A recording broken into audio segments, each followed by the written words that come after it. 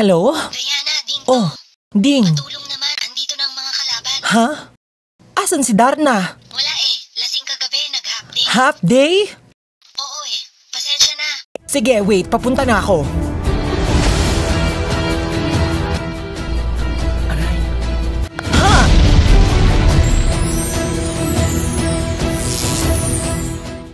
Hello, beautiful people! Handa na ba kayo sa bagong Halloween makeup transformation ko? My name is Mima Martin and I create makeup transformations or looks. And if you're new here, welcome to my channel. Subscribe ka na kung gusto nyo pa ng gantong mga videos. Si Wonder Woman or si Diana Prince ay isang fictional superhero mula sa DC Comics. Siya ay malakas, matapang at tagapagtanggol ng naaapi. Share ko lang, charot. In this video, ipapakita ko sa inyo kung paano ko i-transform ang sarili ko bilang isa sa pinakasikat na babaeng superhero ngayon.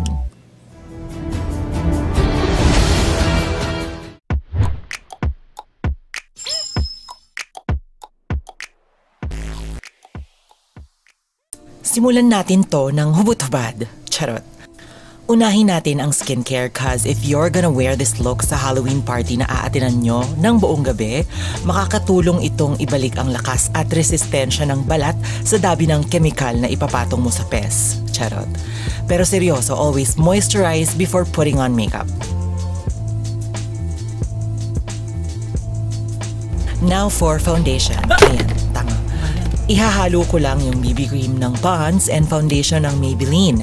These two products have long wearing capabilities kaya nung tinry kong ihalo tong dalawa, nakaka-blooming.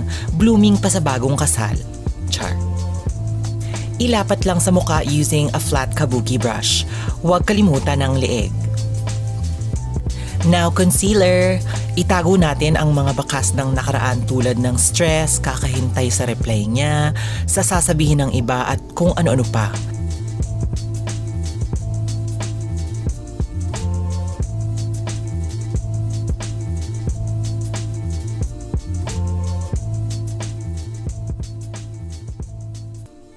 Dahan-dahan sa pag-buff, huwag akong tularan. Aray ko.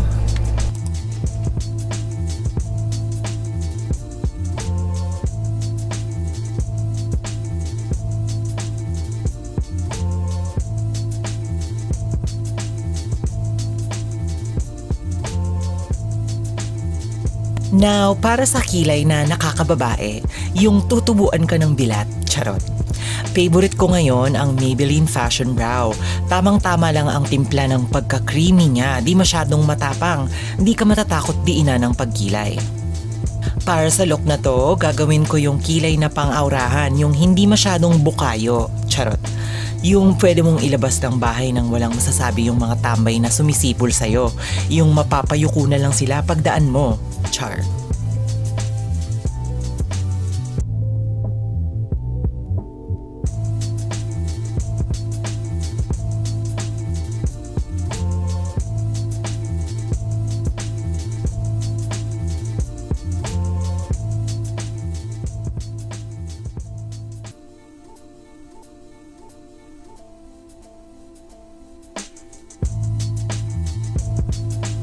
Shadow time! Maglaro tayo ng kulay para masaya ang buhay. Uunahin ko ang shade na Nox for transition galing sa Autumn palette. I-blend lang sa brow bone at i-extend sa bandang dulo ng kilay using windshield wiper motions. To deepen the crease, I dipped onto Harkin para di magmukhang flat ang eye makeup natin. Then using a packing brush, gagamitin ko ang Opal to darken the outer V. Then I will blend everything together using a clean blending brush para di madungis tignan ang eyeshadow.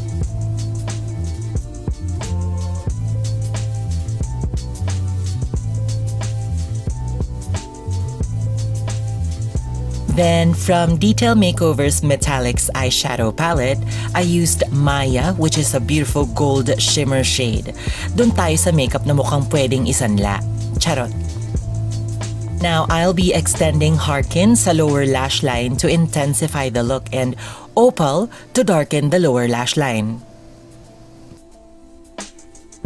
To make my eyes pop, gumamit ako ng MAC Eye Kohl White Eyeliner, and to also extend my eyes para sa cartoonish effect. Animated at malaki para kita mo kung saan nagtatago ang mga kalaban. For eyeliner, I'll be using Ashley Shine Black Eyeliner. Doon tayo sa mura para di sayang ang pera.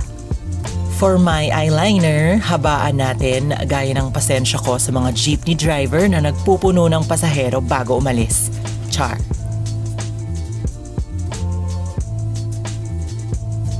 May pagka-maasim nga lang tong eyeliner na to pero kiber na.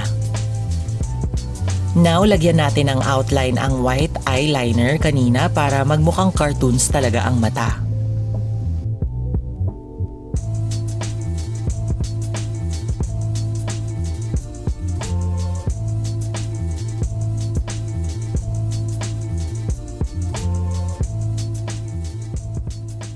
Mag-drawing din ng peking talukap para magmukha kang drawing. Yung papunta ka na pero joke lang. Charot. I also used opal para ma-shadean ang ilalim ng dinrawing na mata.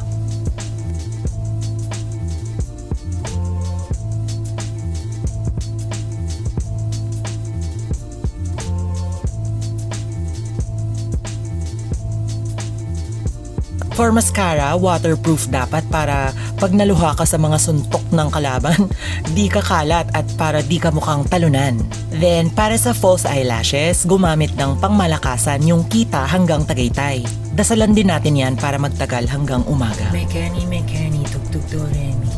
Mekeni, tugtog do re mi. Charot. Para sa mga nagsisimula pa lang mag-apply ng false eyelashes, tumingin pababa bago ipatong ang peking pilik mata. Once nadikit yung gitna, i-maneuver ang gilid-gilid para mahulma ayon sa ninanais na itsura. Charan! Tinapos ko na yung kabila para di mapuno ang memory card. Charot. Contour lang tayo, yung malalang contour kasi si Wonder Woman nag-workout yan syempre para malakas. Ang goal natin dito is yung Ronda Rousey contour. Yung palaban, yung mukha kang marunong mag-choke slam. Char. Then for blush, pang entabladong blush on ang kakailanganin para di ito masapawan ng outlines mamaya. For highlighter, ayan, halatang gamit na gamit yung highlighter na to. Gumawa ng tandang padamdam sa ilong, i-highlight ang cupid's bow, high points of the cheeks at noo para magmukha kang moist after fighting crime. Char.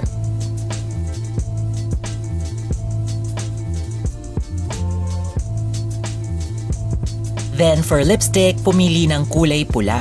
Ginamit ko ay achuchucho ng Vice Cosmetics dahil nakakaputi ito ng ipin. Patuyuin bago lagyan ng outline.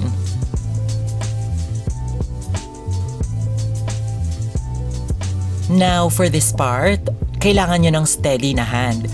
Kung hindi kayo masyadong confident sa pasmado mong kamay, ipatong ang siko somewhere very sturdy at ihawak ang hinliliit sa mukha para makontrol ng maayos ang pag-outline.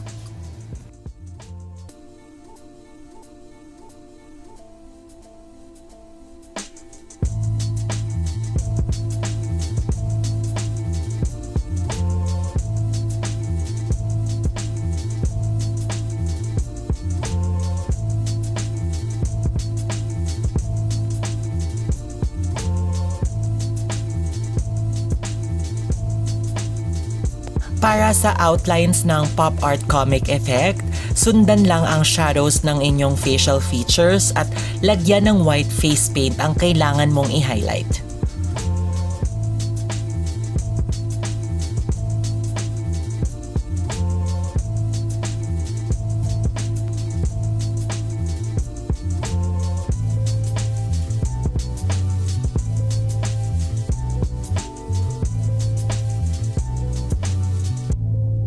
Sa part na to, you need level 100,000 million% concentration. To be honest, 2 beses kong pinractice tong look na to, pero salamat sa mga bashers ko sa trabaho, charot, naitawid ko naman ng maayos while filming this video.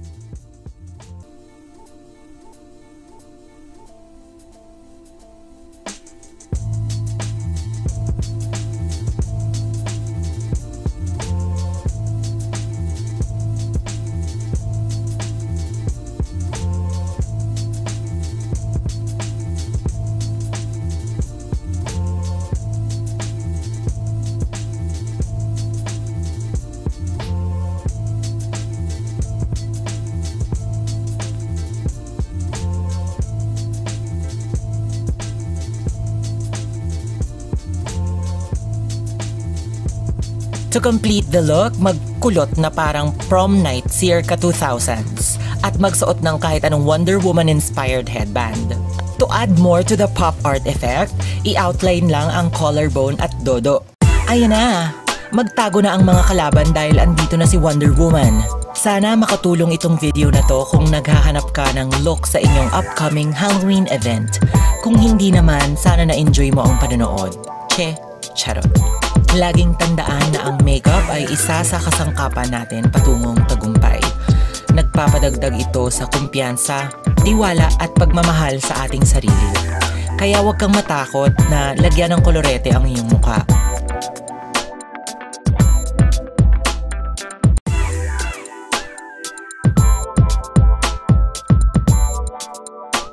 Sana po ay may natutunan kayo sa video na to bukod sa kalokohan, and if you did, please don't forget to subscribe, like this video at huwag kalimutang kalembangin ang aking kampana para updated po kayo.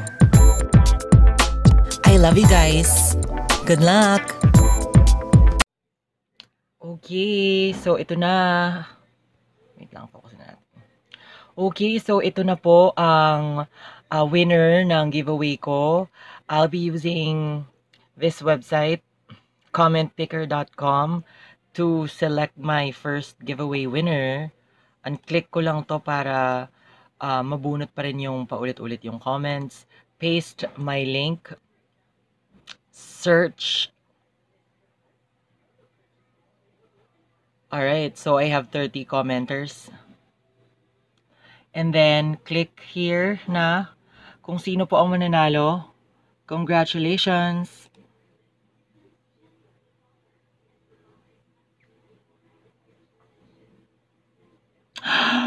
Wow! Ika, congrats!